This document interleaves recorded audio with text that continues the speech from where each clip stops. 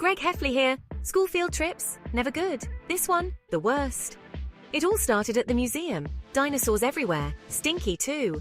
Our teacher, Mr. Grumpy, his real name is Mr. Grant, but still, droned on and on about fossils. Manny, my little brother, was being a pest as usual. He kept poking at the dinosaur bones. Then, bam!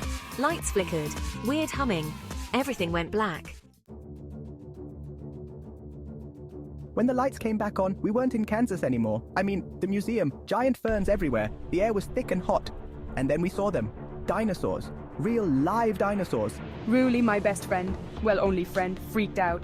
He's scared of his own shadow, so you can imagine. Chirag, the smartest kid in class, kept saying, "This is impossible." Yeah, no kidding, Chirag. Things went from bad to worse when a T-Rex showed up. It was huge, teeth like steak knives. The ground shook with every step it took, and the air was filled with the sound of its terrifying roar. We were frozen in place, unable to move, as the massive creature towered over us. It roared, and we all screamed. The sound was deafening, and it felt like the T-Rex's roar could be heard for miles. Panic set in as everyone tried to find a place to hide, but there was nowhere to go. The T-Rex was too fast, too powerful.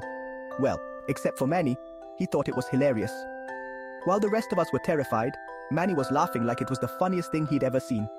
He didn't seem to grasp the danger we were in. Manny pulled out his selfie stick, don't ask why he brought it, and tried to take a picture with the T-Rex. We couldn't believe our eyes. There he was, standing in front of a gigantic, roaring dinosaur, trying to get the perfect shot. The flash went off, and the T-Rex just blinked. For a moment, it seemed like the dinosaur was just as surprised as we were. The bright light from the camera seemed to confuse it, and it paused, giving us a brief moment of hope. Then it sneezed. A big, snotty dinosaur sneeze. Gross. The force of the sneeze was so strong that it sent leaves and debris flying everywhere. We were covered in dinosaur snot, and it was absolutely disgusting. But at least for a moment, the T-Rex seemed more comical than terrifying. We had to get out of there, but how? Then Chirag had an idea. He pulled out his phone, don't ask how it still worked, and used the compass app. North, he said. There might be a time portal or something. We followed Chirag, hacking through the jungle with Rowley's bug net, don't ask. Manny kept stopping to take selfies with bugs. I swear, that kid. We finally reached a clearing. The dense forest opened up, revealing a wide open space. We were relieved to have a moment to catch our breath. In the middle was a swirling vortex of light. The time portal. It shimmered and glowed, casting an eerie light on the surrounding trees. We knew this was our chance to get back home. But before we could reach it, a herd of dinosaurs surrounded us. They came out of nowhere, their eyes fixed on us. We were trapped, with no clear path to the portal. They weren't as big as the T-Rex, but they were fast. And they looked hungry. Their sharp teeth glinted in the light, and their growls sent chills down our spines. We had to think fast. Run! I yelled. My voice echoed through the clearing, and without hesitation, we all started sprinting. We took off running, the dinosaurs hot on our tails. We dodged ferns, jumped over streams, and tried to stay ahead. The ground was uneven, making every step a challenge, and slid under fallen trees.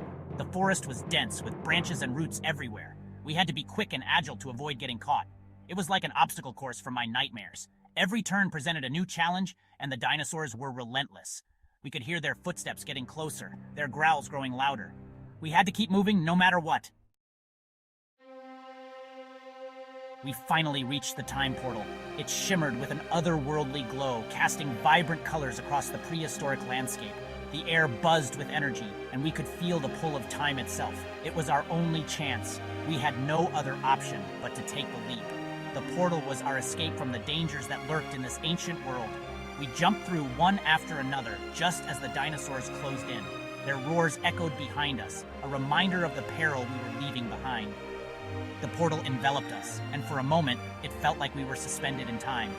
The world spun around us, and then everything went black again. It was as if we were being pulled through a tunnel of swirling colors and lights, our bodies weightless and our minds racing. When I opened my eyes, we were back in the museum. The familiar surroundings were a stark contrast to the wild, untamed world we had just left. But something felt off. The lights were flickering and the air smelled like rotten eggs. It was as if the museum itself had been affected by our journey through time. The atmosphere was eerie, and a sense of unease settled over us. Had it all been a dream? We looked at each other, searching for answers in each other's eyes. The confusion was palpable, and we couldn't shake the feeling that something was terribly wrong. Then, I saw a single dinosaur feather on the ground. Proof. It was tangible evidence that our journey had been real. The feather was delicate, yet it held the weight of our entire adventure. We were stuck in prehistoric times. The realization hit us like a tidal wave. The museum was just a facade, a thin veil over the reality of our situation. And something told me this was just the beginning of our troubles. The distant roars of dinosaurs reminded us that we were far from safe. Our journey was far from over, and the challenges ahead were unknown and daunting.